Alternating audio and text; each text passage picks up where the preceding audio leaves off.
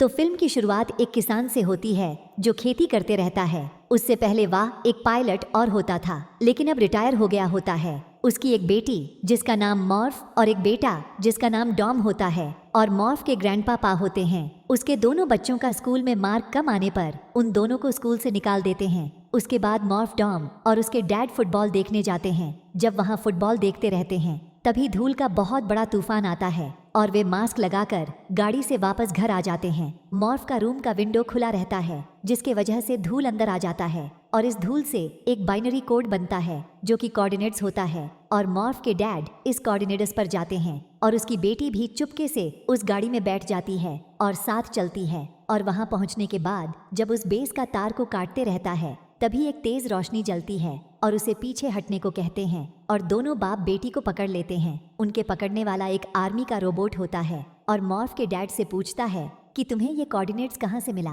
वहाँ एक लड़की भी होती है जिसका नाम ब्रायन होता है। वह कूपर को लेकर उस रूम में लेके जाती है जहाँ और लोग भी होते हैं और वे लोग नासा के वैज्ञानिक होते हैं, और वहाँ जाकर देखता है कि फ्यूचर प्लान के लिए वहाँ पे फसल को बचाया जाते रहता है। वहाँ पे धरती के विनाश होते वक्त वहाँ से बाहर जाने के लिए एक जहाज बनाया गया होता है और उसे उड़ाने के लिए कूपर को कहते हैं, और कूपर और उसकी टीम अंतरिक्ष में दूसरे रहने लायक ग्रह का पता लगाने जाते हैं। ब्रायन भी साथ होती है ऊपर अंतरिक्ष में, और एक बड़ी शिप होती है जो पहले से ही वहां पर होती है। उसमें अपना शिप को कनेक्ट करते हैं और दूर दूसरी ग्रह खोजने के लिए चले जाते हैं। उसके बाद शिप को दूर डायरेक्शन में सेट करके कूपर और उसके बाकी टीम मेंबर क्रायोशिप में सो जाते हैं। वह डायरेक्शन शनि ग्रह के पास का होता है। कूपर आखिरी बार सोने से पहले एक वीडियो बनाते हैं और दूर से आखिरी बार पृथ्वी को देखता है। उसके बाद जब वह जागता है तब शनि ग्रह के ऑर्बिट में पहुंच चुके होते हैं और उस ग्रह से गुजर का वार्म होल पे पहुंचने वाले होते हैं।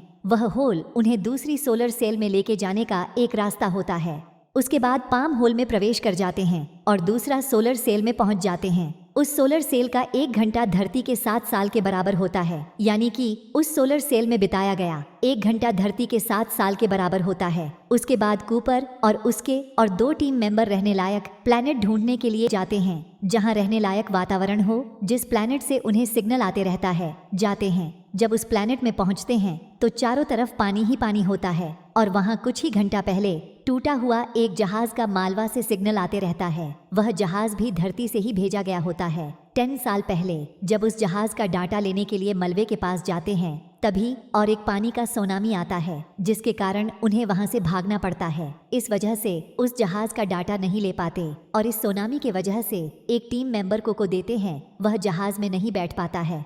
जहाज में पानी भर जाने की वजह से चालू नहीं हो पाता और इनके पास टाइम भी कम होता है। इधर जितना टाइम बिताएंगे धरती का टाइम उतना ही बढ़ते जाएगा। इधर जहाज से पानी खाली होने ही वाला होता है, उतना में ही और एक सुनामी आ जाती है जिसकी लहरें काफी ऊंचा होती है और कूपर जहाज को स्टार्ट करने की कोशिश करता है और जहाज चालू हो जाता है। उसके बाद वहां से बड़ी मुश्किल से निकलते हैं और अपने और वापस उसी सोलर सेल में जाते हैं। जब उस बड़ी जहाज में पहुंचते हैं तब तक 23 साल बीत चुके होते हैं और उस जहाज में जो व्यक्ति था वह बूढ़ा हो चुका होता है। उसके बाद कूपर अपने बेटे और बेटी का धरती से भेजा हुआ वीडियो देखता है। कूपर का बेटा कूपर के जितने उम्र का हो गया रहता है और कूपर की बेटी भी कूपर के उम्र के जितना हो गई होती है।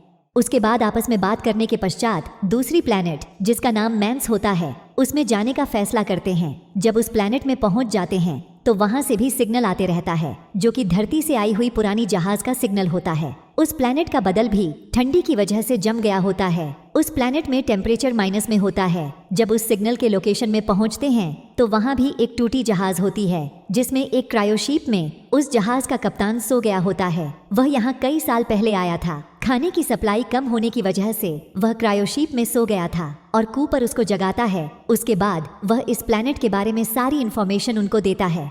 उस मैंस प्लैनेट में दिन 68 घंटे का होता है और रात भी 68 घंटे का होता है। उसके बाद वह कैप्टन जिसका नाम मैंस होता है वह ब्लैक होल के बारे में बताता है और उस प्लैनेट के बारे में जानने के लिए कूपर के साथ जाते हैं और कूपर के बचे 2 टीम मेंबर उस शिप पर ही होते हैं। उसके बाद उस शिप से दूर जाने के बाद कूपर का ट्रांसमिशन माइक को तोड़ देता है और डॉक्टर मैंस कूपर को मारने की कोशिश करता है ताकि वह वापस जा सके पृथ्वी पर। यहाँ कूपर को मैंस की सच्चाई पता चलती है। अब तक उसने कूपर और उसके दोस्तों को जो भी बात बताई थी इस प्लैनेट के बारे में सब झूठ होता है। इसके बाद कूपर का हेलमेट का कांच को तोड़ देता है, जिससे उसको सांस लेने में तकलीफ होती है, और उसका ट्रांसमिशन माइक को भी तोड़ देता है। उसके बाद मैंस उसे मरता हुआ छोड़कर वहां से जाने लगता है। कूपर किसी तरह ट्रांसमिशन के पास जाता है और अपने टीम मेंबर से मदद मांगता है और मैंस की सारी सच्चाई अपने दोस्तों को बता देता है। उसके बाद डॉक्टर ब्रायन कूपर को लेने जाती है और एक शिप में रहता है, लेकिन जिस शिप में वह रहता है उसमें धमाका हो जाता है और वह मर जाता है।